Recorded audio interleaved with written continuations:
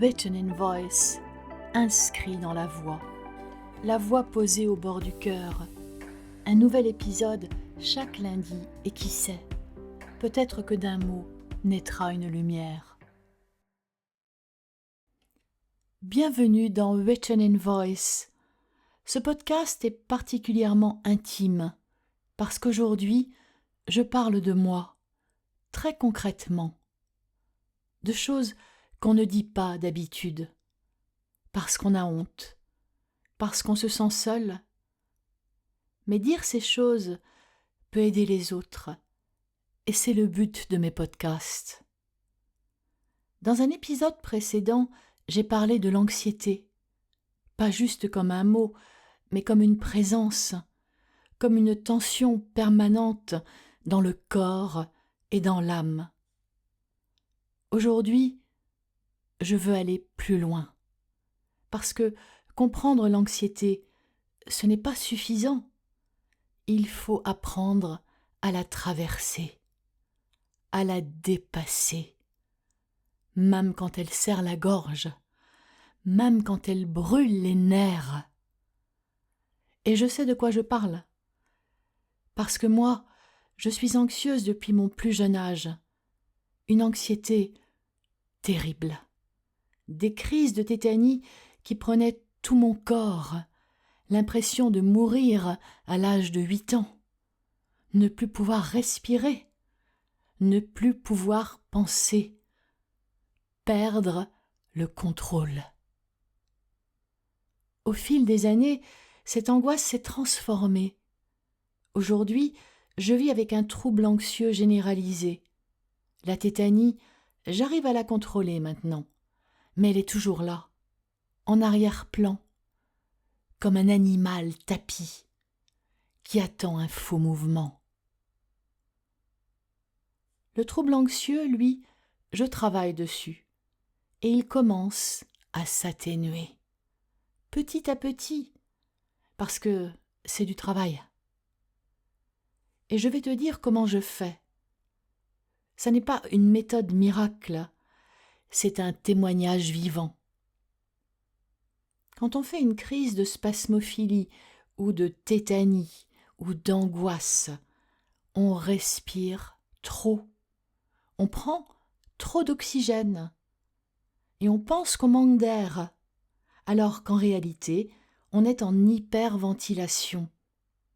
C'est contre-intuitif, parce qu'on a l'impression qu'on étouffe, qu'on va mourir, et on panique. Mais en fait, il faut ralentir la respiration. Ce qui m'aide vraiment, c'est la cohérence cardiaque. Inspirer sur 4 secondes, expirer sur 6 à 8 secondes, sans penser à autre chose, juste faire ça. Encore et encore, pendant environ 5 minutes.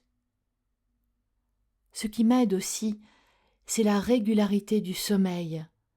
Se coucher à peu près à la même heure, créer un rituel d'apaisement, même tout petit. Et puis, j'utilise aussi l'auto-hypnose, la méditation, la sophrologie et l'EMDR pour les traumas plus profonds. En ce qui concerne l'anxiété, je travaille sur une seule chose, l'acceptation de la peur, afin de ne plus la nourrir. Chaque jour, j'ai peur que mon dos se casse, que mes cervicales me causent encore plus de soucis. J'ai des paresthésies, des douleurs partout. J'ai peur de ne pas avoir le temps de faire ce que je souhaite faire. J'ai peur de tomber à nouveau gravement malade, déjà que tout cela est très sérieux. Mais il y a surtout une part plus sourde, plus insidieuse. C'est la peur de me perdre, qui est particulièrement marquée lorsque je suis seule, c'est-à-dire sans le regard de l'autre.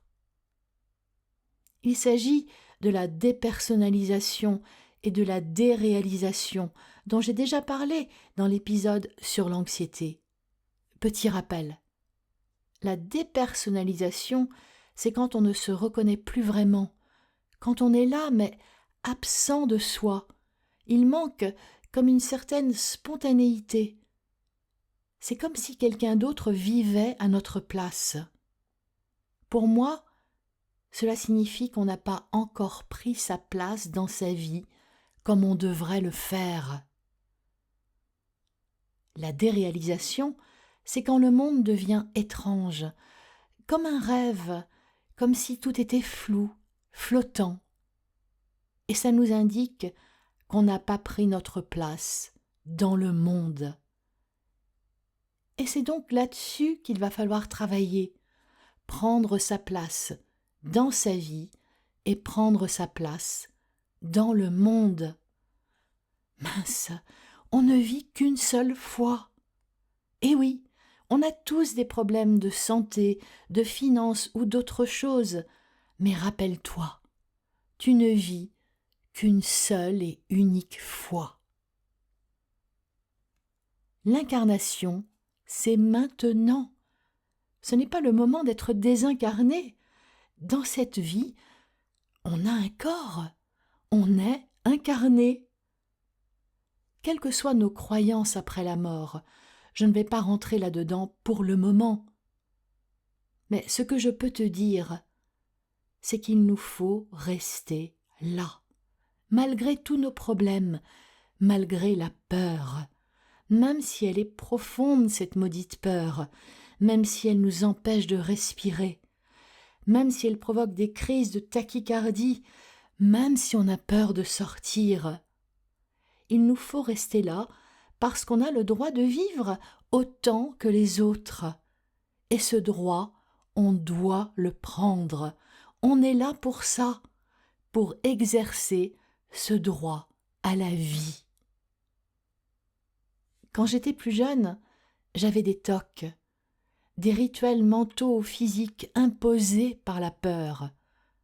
J'avais l'impression que sans eux, je ne pourrais pas survivre et qu'il allait se produire quelque chose de terrible. Alors, prenons un moment pour définir ce que c'est vraiment.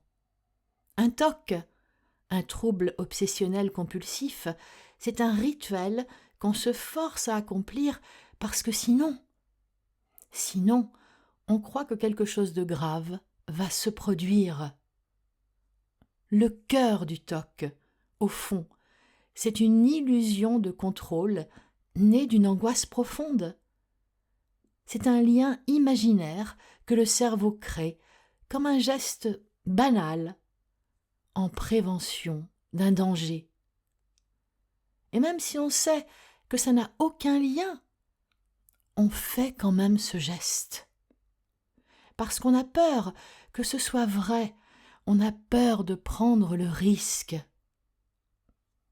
Mais ce risque, il est toujours là, avec ou sans TOC. Et souvent, ce qu'on redoute arrive, non pas à cause du TOC, mais parce que la vie est ce qu'elle est.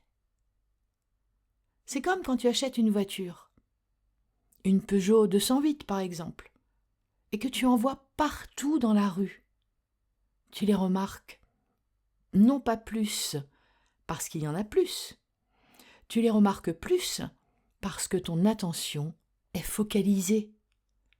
Eh bien, c'est pareil avec les TOC. On pense qu'il existe un lien entre le geste et l'événement, mais en réalité, c'est juste qu'on est obsédé par ce lien. Et plus on y pense, plus il nous semble réel. Et c'est là qu'il faut reprendre le pouvoir.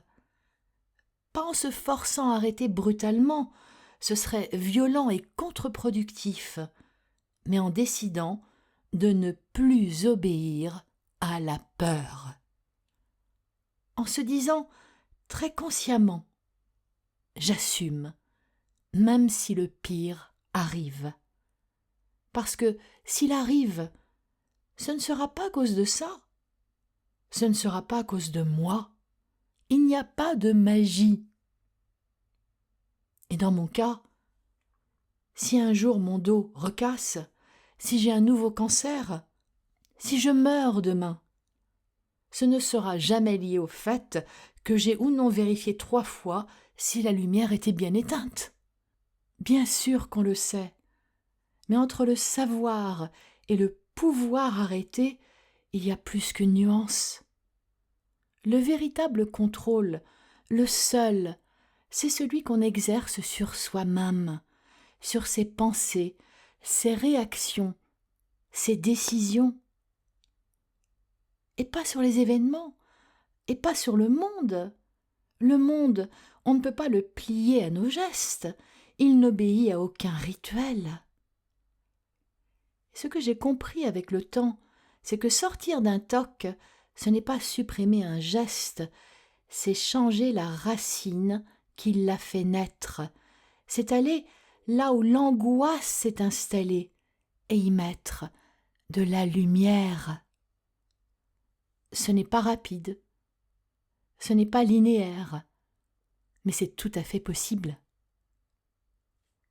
L'émotion qui naît de la connaissance est plus forte que celle qui naît de l'imagination. C'est une citation de Spinoza. Alors, comment on traverse la peur? Comment on dépasse cette anxiété sans fuir? Il faut revenir dans le corps, même lorsqu'il est abîmé. Par exemple, pose une main sur ta tête pour sentir les contours, les limites. Tu es là. Ou bien touche un objet, quelque chose de réel, de froid, rugueux, présent, pour revenir ici. Dis à voix haute ce qui se passe, pas dans ta tête, à voix haute. Dire « j'ai peur », dire « j'ai l'impression de ne plus être là », dire « j'ai peur que mon corps lâche ». C'est simple, c'est un acte de vérité. Ne cherche pas à contrôler, mais à créer. La vie ne se contrôle pas, elle s'invente. Écris une ligne, chante une note, fais un geste, même minuscule. Choisis un seul point d'ancrage, un objet, une voix ou un souvenir, quelque chose qui te dit « tu es encore là ». Accepte de ne pas tout comprendre, pas besoin d'explication, juste tenir debout, ici. Un jour, on se rend compte qu'on a traversé un pan de sa vie à côté de sa vie, à force d'angoisse, de contrôle, de rituels, de gestes. Et ce jour-là, on décide de revenir, de redevenir acteur, pas victime, pas spectateur, pas marionnette. Et pour ça, il faut enlever les poids, un par un. Ce n'est pas spectaculaire, ce n'est pas rapide, mais c'est tout à fait faisable. Et la peur, peu à peu, devient respirable. J'ai compris que ma force résidait dans le fait que je sais parler vrai, que je sais me mettre à nu, que je n'ai pas peur d'aller fouiller dans les abîmes de ma mémoire ou de mon âme pour renaître de mes cendres. Et tout le monde en est capable. Il faut juste oser se regarder en face, sans phare, sans filtre.